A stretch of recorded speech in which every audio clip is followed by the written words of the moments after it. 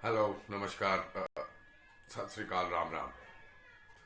आज मैं बहुत दिनों से सोच रहा था कुछ बनाने के लिए, कुछ मैसेज देने के लिए, बट अपने कुछ कारणों से समय नहीं मिल पाया।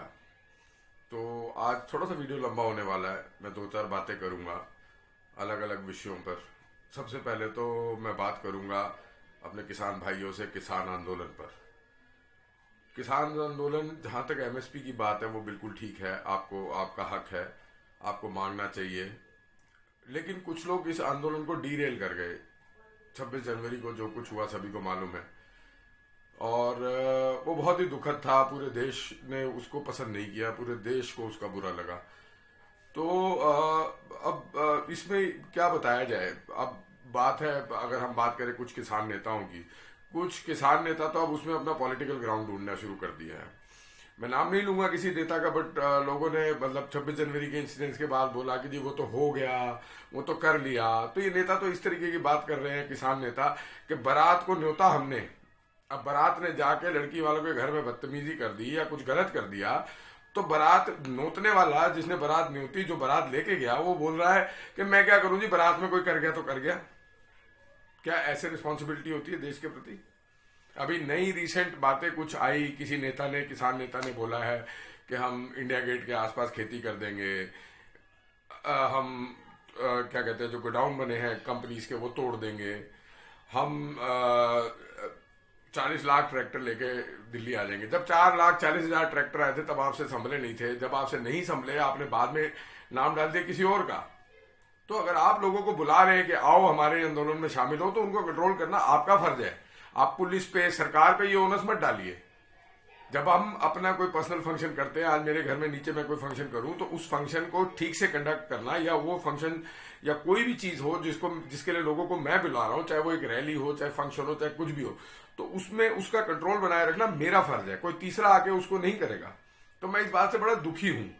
कुछ नेता रो पड़े जब 26 जनवरी की इंसिडेंस हुई, रो रो रो के दिखाया कि किसी तरह फिर जिंदा हो जाए। देखिए, हर आदमी अपनी ग्राउंड, अपने अपनी अपनी पॉलिटिकल ग्राउंड खींच रहा है, ढूंढ रहा है।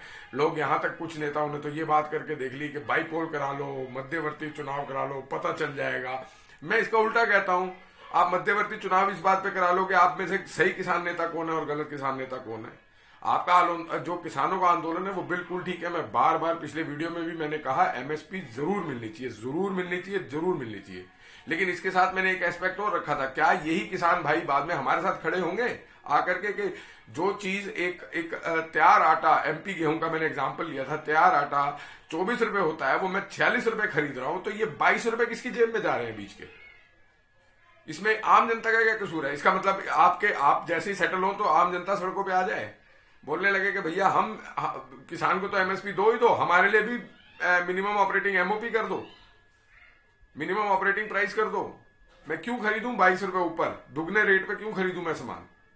मेरा क्या कसूर है? मैं भी तो मेहनत करता हूं जैसे किसान मेहनत करते हैं। वो हमारे अन्नदाता है, इसमें कोई शक नहीं है। पूरे देश का, मैंने पहले भी बोला पिछले वीडियो में भी, कि पूरे देश का जो जो जो आधार है, हमारा देश कृषि प्रधान देश है, तो सर्वोपरि किसान है। कृषक जो है हमारे देश का, वो सर्वोपरि है। लेकिन इसका मतलब ये नहीं है ना कि आप उस चीज को लीवरेज लेते रहो, लीवरेज लेते रहो, इस हद तक लीवरेज लेते रहो कि आप चैलेंजेस पे शुरू कर दो। सरकार देख लेंगे, सरकारें भी बदल जाती है, सरकारें तो बदलेंगी, अगली बार मौका आएगा, मत दीजिएगा। जो भी आज की डेट में सरकार है, जिससे आपको शिकायत है, उसको वोट मत दीजिए। लेकिन आम जनता, हर चीज को भी तो देखना है ना। अगर हम भारतवासी हैं, हम भारतीय हैं, तो उसी तरह मेरे किसान भाई भी भारतीय और भारतवासी हैं। तो मैं हाथ जोड़ के अपने किसान भाइयों से विनती करूंगा, प्लीज अपना आंदोलन जारी रखें, लेकिन आंदोलन के लिए कुछ लिमिट्स, कुछ बाउंडेशंस बनाएं। क्योंकि होगा क्या, अल्टीमेटली ये सब पॉलिटिकली गेन होकर के सरकार को, लोगों को, पब्लिक को, जनरल पब्लिक को मौका मिल जाएगा इसको दबाने का। तो ऐसा कुछ मत होने दें जिससे कि कल को ये आपका आंदोलन दबाना पड़ जाए या दब जाए। ये गलत हो जाएगा, बहुत गलत हो जाएगा अगर ये आंदोलन दबा। इतने 90 दिनों की मेहनत है, 200 से ऊपर किसानों ने, बेचारों ने अपनी जान गंवा दी है। मैं तो उनको शहीद ही बोलूंगा, शहादत ही दी है। तो उसको प्लीज प्लीज प्लीज कुछ लोगों के पर्सनल गोल्स के लिए मत खराब होने दे। मेरी हाथ जोड़ के विनती है, हाथ जोड़ के विनती कर रहा हूं सभी किसान भाइयों से। पता नहीं ये मेरा वीडियो कितने लोगों के पास पहुंचेगा, कितने के पास नहीं पहुंचेगा, लेकिन जिनके पास पहुंचे मैं उनसे रिक्वेस्ट करता हूं इसको आगे से आगे बढ़ाएं। वजह मेरे को अपना कोई पर्सनल गेन मेरी वजह नहीं है, मेरे को कोई पर्सनल गेन नहीं चाहिए इससे, लेकिन हाँ कुछ मैसेज है जो आम जनता फील करती है। आम जनता से मुझे याद आया, मैं कुछ बात करूंगा। टीवी पे होने वाली डिबेट्स मैं बहुत फॉलो करता हूँ, 3-4 प्रोग्राम तो लगातार फॉलो करता हूँ। दंगल आज तक पे मैं देखता हूँ, आर पार देखता हूँ, उसके अलावा हल्ला बोल देखता हूँ। ये कुछ ऐसे प्रोग्राम्स हैं मैं जो रेगुलरली देखता हूँ। मैं उसमें देखता हूँ अजीब टाइप का ड्रामा हो रहा है। मतलब ऑपोजिशन के लोग आते हैं, कुछ कुछ नेता हैं, महिला नेता भी हैं जो खुद गंदी से गंदी भाषा यूज करती है, लेकिन कोई और बोले तो उसको बदतमीज, चल हट, इस तरीके की भाषा बोलते हैं। क्या ये एग्जाम्पल है हमारे देश के नेताओं का? मेरी बिटिया अगर कल को वो देखे तो मैं तो कभी उसको ना देखने दूं। क्या आप बेटा कल को ऐसे ना पढ़ना। जब हम एक टीवी डिबेट पे, एक पब्लिक प्लेटफॉर्म पे आके बात करें, हमें देखना चाहिए। कुछ नेताओं ने तो हिसाब किताब ऐसा बना लिया है कि अब उनको सिर्फ इलेक्शन दिख रहे हैं, सिर्फ इलेक्शन दिख रहे हैं। उनको ये दिख रहा है कि किसी तरह हमें मौका मिला है, हम इसको भुना ले। भुनाओ, लेकिन भुनाने का भी एक तरीका होता है, कोई लिमिट्स होती हैं, कोई मतलब एक तरीका होता है। कुछ कुछ एक प्रवक्ता है, मैं फिर नाम नहीं लूंगा उनका, वो तो ऐसे लगता है जैसे हम बचपन में ना एक खिलौने से खेलते थे। छोटा सा खिलौना होता था, उसमें एक वो ना ऐसे मंजीरा सा लेके गुड्डा बना होता था, उसमें चाबी भर दो तो वो ऐसे ऐसे ऐसे ऐसे ऐसे ऐसे ऐसे करता रहता था। जब तक चाबी खत्म नहीं हो तब तक करता रहता था। तो कुछ प्रवक्ता तो ऐसे आते हैं कि बस उनकी चाबी भरी होती है, उनको जैसे ही स्टार्ट का बटन दबता है, ना कोई पॉज है ना कोई स्टॉप है, बस धर धर धर धर धर धर धर धर धर धर धर धर धर चलते जाना है, जैसे वो गुड्डा चलता था ऐसे ऐसे खिलौने की तरह। मैं नाम नहीं लूंगा, लेकिन जो भी ये प्रवक्ता है प्लीज इस बात को समझे कि जनरल पब्लिक आपको समझती है। आप ही लोगों को आदर्श बना के इस देश में की अगली पीढ़ी पॉलिटिशियंस की तैयार होगी, ठीक है? तो प्लीज उन पे एग्जाम्पल ऐसा मत छोड़िए। कुछ ऐसे भी हैं जो सिर्फ मजाक ही करते रहते हैं। मैं नाम फिर नहीं लूंगा किसी का, लेकिन वो सिर्फ मजाक करते रहते हैं। सीरियस से सीरियस टॉपिक हो तो वो मजाक करने लग जाते हैं बीच में। ऐसा नहीं है, हम लोगों के लिए बड़ी परेशानी की बात है। हमारे किसान भाई बैठे हुए हैं, ठीक है, कुछ लोग उन्हें बरगला रहे हैं। कांग्रेस जैसी पार्टी, उसको मौका मिला है, कांग्रेस को ये शायद 8वां 9वां मौका मिला है। हर बार मुंह की खानी पड़ी, चाहे वो राफेल की बात हो, चाहे वो और किसी की बात हो, हर जगह वो ईवीएम की बात हो, मुंह की खानी पड़ती है। तो अब उनको जब मौका मिलता है वो तो भुनाने पहुंच जाते हैं, सीए पे 370 पे। मुझे तो कहीं ना कहीं इसमें पता नहीं क्यों एक बड़ी कॉन्स्पिरेसी की बदबू आ रही है। मुझे ऐसा लग रहा है कि इंडिया का माहौल इसलिए खराब किया जा रहा है कि आज की डेट में जो पूरा वर्ल्ड एक मैन्युफैक्चरिंग हब की तरह इंडिया को देख रहा है, तो क्या कहीं ऐसा तो नहीं है? मैं सरकार से रिक्वेस्ट करूंगा कि इसकी पूरी जांच करें। कहीं ऐसा तो नहीं है कि ये सारी उस इमेज को सैबोटाज करने के लिए ये सब हो रहा है? मुझे नहीं समझ में आ रहा है, क्योंकि जब से ये इंडिया को पूरा वर्ल्ड देखने लगा, आगरा में मुझे पता चला एक इटालियन कंपनी ने अपनी जूते की फैक्ट्री लगाई है। देखिए, कंपनी, किसान के बच्चे हों, किसी के भी बच्चे हों, नौकरियां, काम धंधा सबको चाहिए, और सबको चाहिए मतलब सबको चाहिए, हमें भी चाहिए। हम एक मिडिल क्लास आदमी है, हम तो उनमें से है ना 3 में ना 13 में। हम तो हर समय पिसते हैं, महंगाई बढ़ जाए तो पिसते हैं, किसानों का साथ दे तो पिसते हैं, किसानों का साथ ना दे तो पिसते हैं, और अगर कोई अपने दिल की बात कर दे तो ट्रोल भी हो जाते हैं कई बार बेचारे। दूसरी बात, ये सेलिब्रिटीज को हर बात पे बीच में ले आना, हर बात पे बीच में ले आना। अरे सेलिब्रिटीज अगर अपनी मर्जी से कुछ बोलना चाहता है बोले, नहीं बोलना चाहता नहीं बोले। इसका क्या मकसद कहां से होता है कि मुझे समझ में नहीं आता इसका क्या मकसद है। क्या कहीं ऐसा तो नहीं है वाकई ये दिशा रवि वाला चैप्टर हुआ या कुछ हुआ, ग्रेटा थैनबर्ग का वाला हुआ, रिहाना वाला हुआ, क्या कहीं ऐसा तो नहीं है कोई फॉरेन फंडिंग हो रही है कि इंडिया का माहौल इस तरह खराब कर दिया जाए कि इंडिया मैन्युफैक्चरिंग हब बनने से चूक जाए? एक बात ध्यान रखिएगा किसान भाइयों, आम जनता, हर आदमी के लिए नुकसान है। देश की तरक्की अगर रुकेगी तो हर आदमी के लिए नुकसान है। जो फॉरेन से इतना पैसा आ रहा है, जो लोग हिंदुस्तान को एज ए मैन्युफैक्चरिंग हब देख रहे हैं, जो ये चाहते हैं हिंदुस्तान के अंदर अच्छी से अच्छी फैक्ट्रीज लगे। एप्पल की, आईफोन की फैक्ट्री में कांड हो गया, क्यों हुआ कांड? मुझे नहीं समझ में आता। एक फैक्ट्री में ऐसा कैसे हो गया कि वहां से फोन तक चोरी हो गए? मतलब हम क्या इमेज क्रिएट कर रहे हैं? मुझे देखिए, मैं फिर बोलूंगा, किसान भाइयों के हम पूरी तरह साथ हैं, एमएसपी वाले पॉइंट पे साथ हैं। जहां तक कानून वापस लेने वाली बात है, मुझे बहुत ज्यादा ज्ञान नहीं है, इसलिए मैं घुसूंगा नहीं उसमें, क्योंकि खामखा जो जिस चीज का ज्ञान नहीं मैं बोलना नहीं चाहता। लेकिन हाँ, जो कुछ भी मैंने सुना है, जो कुछ भी मैंने पढ़ा है, तो एक विजय सदाना जी है, मैं उनका जरूर नाम लूंगा। वो स्पेशली बोलते रहते कोई मुझसे आगे बात तो करे पॉइंट टू पॉइंट, तो कर लो बात। आप सही होगे तो आपकी बात हो जाएगी, वो सही होंगे तो उनकी बात हो जाएगी। उसमें दिक्कत क्या है? करो ना बात। अगर गलत है तो गलत है, नहीं है तो नहीं है।